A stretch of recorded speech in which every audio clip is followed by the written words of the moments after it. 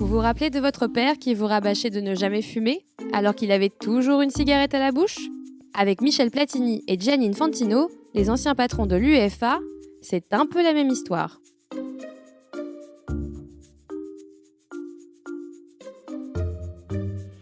Dans l'épisode précédent, on vous révélait les contrats douteux du Qatar pour financer à fond perdu le PSG.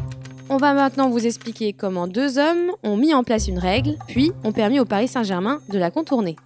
Michel Platini, ancien numéro 10 mythique des Bleus, président de l'UEFA jusqu'en 2016.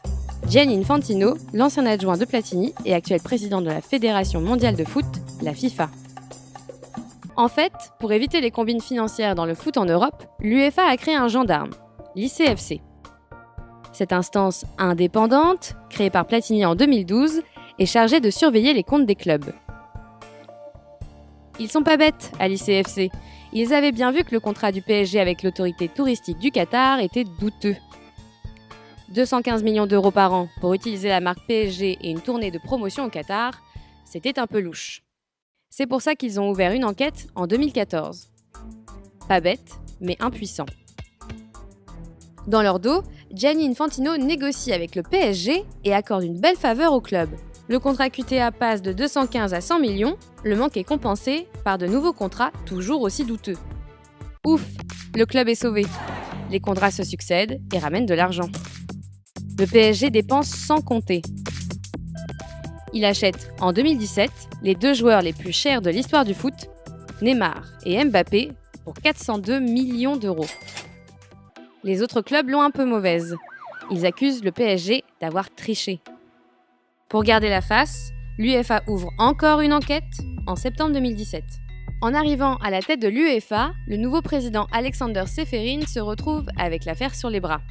En public, il condamne le dopage financier. Mais bizarrement, son institution décide de blanchir le PSG en échange d'un accord secret. L'ICFC, qui pour une fois joue son rôle, refuse. Mais pas de panique, le PSG est bien blanchi. Pas de sanctions, seulement des restrictions financières. Le club doit revoir à la baisse ses contrats avec le Qatar et vendre des joueurs. Voilà pourquoi le PSG n'a pas fait de folie lors du mercato de l'été 2018.